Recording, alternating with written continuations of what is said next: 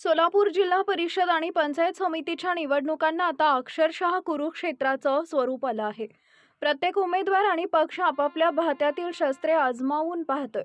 यामध्ये कासेगाव, गोपाळपूर या गटामधील लढती लक्षवेधी ठरतात। त्यानिमित्त स्वतः पालकमंत्री जयकुमार गोरे यांनी या भागात सभा घेऊन वातावरण आणखीनच तापवलं आहे। गोपाळपूर, कासेगाव या गटातील भारतीय जनता पार्टी आणि मित्र पक्षांच्या उमेदवारांच्या प्रचारार्थ भव्य सभेचं आयोजन करण्यात आले होते। पालकमंत्री जयकुमार गोरे, आमदार समाधान अवताडे, माजी आमदार प्रशांत परिचारक, कल्याणराव काळे यांच्यासह पंढरपुराचे सर्व नेते व पदाधिकारी उपस्थित होते। यावेळी पालकमंत्र्यांनी आमदार अभिजित पाटील आणि भगीरथ भालके यांच्यावर जबरदस्त टीकास्त्र सोडलंय। भगीरथ भालके यांनी एक पंढरपूर मंगळवेढ्याची नगराध्यक्षपदाची निवडणूक जिंकली असली तरी बहुसंख्य नगरसेवक आमचे निवडून आले आहेत असं सांगत यापूर्वी झालेल्या पराभवांची आठवण करून दिली। आमदार अभिजित पाटील यांच्यावरही पालकमंत्री जयकुमार गोरे यांनी कडाडून प्रहार केले। ते सकाळी बोराटवाडीला असतात, दुपारी गोविंद बागेत, संध्याकाळी सागर बंगल्यावर तर रात्री वर्षा बंगल्यावर असं सांगून ते आपल्या कामासाठी सर्वांच्या दारात जातात। आता मतं मागण्यासाठी मतदारांच्या दारात गेले आहेत अशी जहरी टीका अभिजित पाटील यांच्या समोर केली।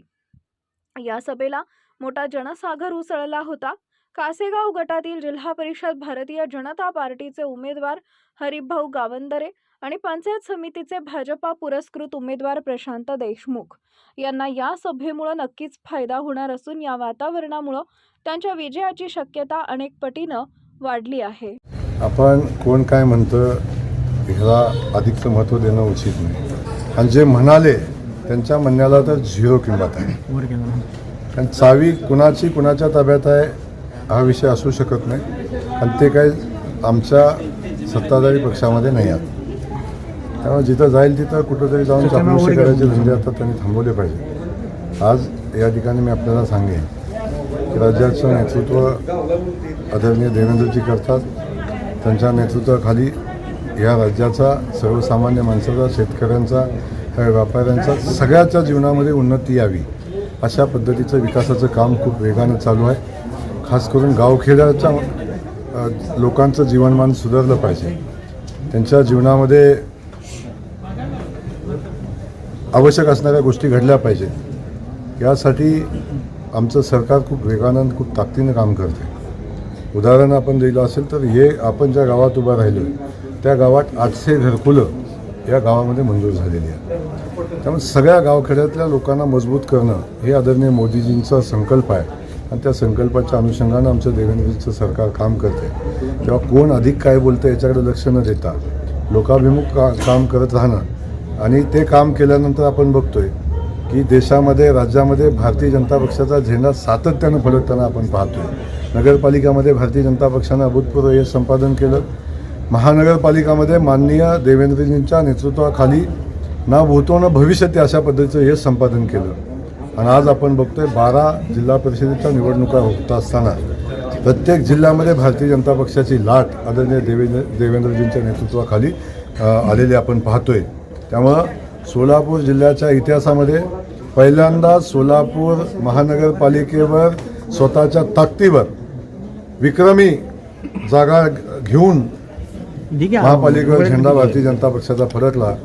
त्याच पद्धतीनं सोलापूर जिल्हा परिषदेच्या इतिहासामध्ये पहिल्यांदा सोलापूरच्या जिल्हा परिषदेवर भारतीय जनता पक्षाचा झेंडा फडकेल आणि तो चांगल्या संख्येनं फडकेल हे या निमित्ताने। किती आकडा किती असेल तुम्ही सांगतो म्हणलं? मी तुम्हाला आकडा सांगतो। मी निवडणूक 3 दिवस राहिली की मी तुम्हाला आकडा सांगतो। अजून 2 दिवस बाकी आहेत। मी अगदी आकडा सांगेन आणि आकड्यात काही बदल होणार नाही। प्रत्येक तालुक्यामध्ये भाजपमध्ये येणाऱ्यांची संख्या वाढते, प्रत्येक तालुक्यामधून भाजपमध्ये येणाऱ्या कार्यकर्त्यांची संख्या वाढते। आता काशीगावमध्ये देखील मोठ्या प्रमाणामध्ये प्रवेश होत आहेत। एकूण सगळे जिल्ह्यामधली काय परिस्थिती आहे? लोकांना पुढे सगळा अंधार दिसतोय।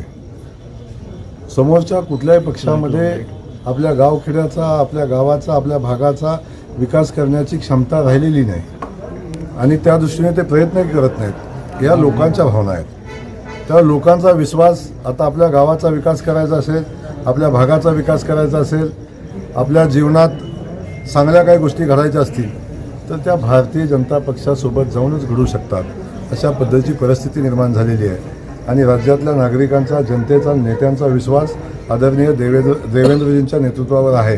त्यामुळे सगळी लोक भारतीय जनता पक्षामध्ये प्रवेश करत आहेत. पण भारतीय जनता पक्षामध्ये येत असताना आपण बघतो की आम्ही पण काही येईल तर सगळ्या लोकांना सोबत घेतो असं नाही, कारण सामान्य माणूस जेव्हा भारतीय जनता पक्षामध्ये येतो तो आमच्या दृष्टीनं खूप महत्त्वाचा विषय आहे. त्यामुळं सामान्य माणसाचा भारतीय जनता पक्षामध्ये येणं, त्यांनी भारतीय जनता पक्षासोबत काम करण्याची इच्छा प्रदर्शित करणं हे खऱ्या अर्थानं महत्त्वाचं आहे आणि ते आता होताना आपल्याला दिसतंय. भाऊ, ताज्या घडामोडी जाणून घेण्यासाठी शिवशाही न्यूज यूट्यूब चॅनलला सबस्क्राईब करा. आपण हा व्हिडिओ फेसबुकवर पाहत असाल तर फेसबुक पेज फॉलो करा आणि शिवशाही न्यूज .com या आपल्या वेबसाईटलाही भेट द्या.